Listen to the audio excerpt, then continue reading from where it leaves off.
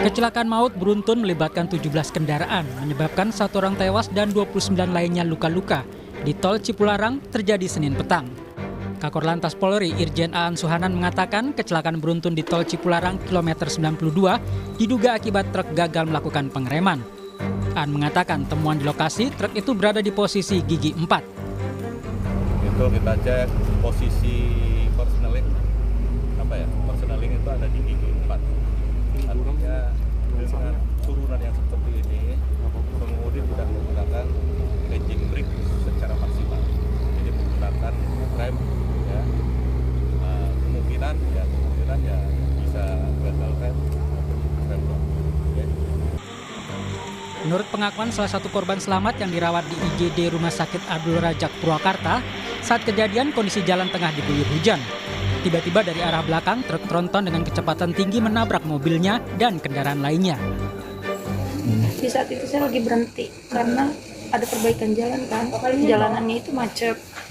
Jadi saya berhenti. Pas saya mau megang HP, itu tiba-tiba dari belakang itu menghantam mobil saya. Jadi posisinya itu yang dihantam duluan kayaknya mobil saya. Oh, yang pertama di itu mobil ibu dulu gitu. Karena posisinya di saat itu nggak ada kecelakaan. Polisi sudah menggelar olah tempat kejadian perkara untuk mencari penyebab pasti kecelakaan ini. Tim Liputan Kompas TV. Bagaimana hasil olah TKP kecelakaan beruntun di tol Cipularang? Apakah dugaan sementara penyebab kecelakaan ini? Sudah ada jurnalis Kompas TV, Fida Alatas bersiap di Bandung, Jawa Barat. Apakah dugaan sementara karena remblong, Fida? Loh, kok aku nggak ada suara?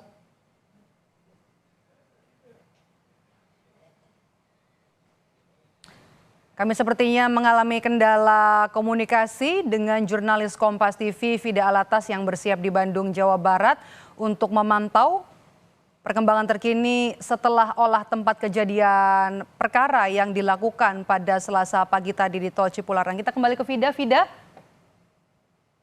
Kecelakaan. Jadi dugaan sementara karena remblong.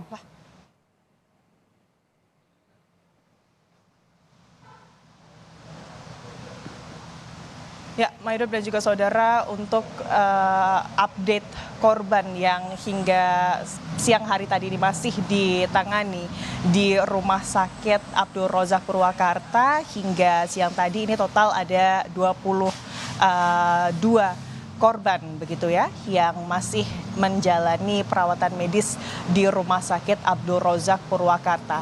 Sebelumnya, Medok dan juga saudara, di Rumah Sakit Abdul Razak Purwakarta ini ada 30 korban kecelakaan beruntun kilometer 92 tol Cipularang yang dilarikan ke Rumah Sakit Abdul Razak pada hari Senin kemarin. Dan dari 30 korban yang dilarikan ke Rumah Sakit Abdul Razak Purwakarta, 1 diantaranya merupakan korban meninggal dunia.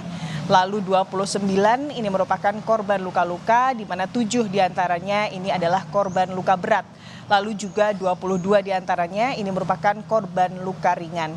Dan dari ke-29 korban luka-luka, hari ini, tepatnya di pagi hari tadi, ini sudah ada 7 korban luka yang dirujuk ke domisili mereka masing-masing, tepatnya di Jakarta, Purwakarta, dan juga Bekasi.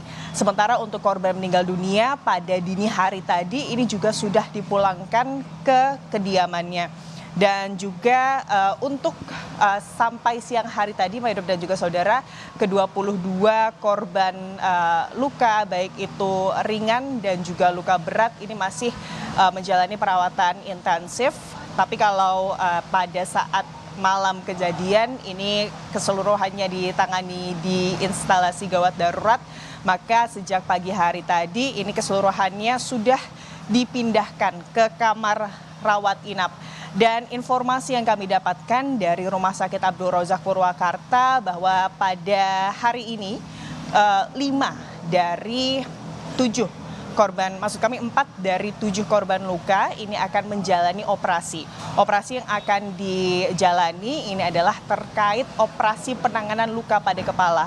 Karena kalau berdasarkan informasi yang kami dapatkan dari pihak Rumah Sakit Abdul Razak, untuk korban dengan luka ringan ini mayoritas adalah maksud kami untuk korban dengan luka berat ini mayoritas ini adalah luka patah tulang, lalu juga ada trauma di bagian leher dan juga luka di bagian kepala.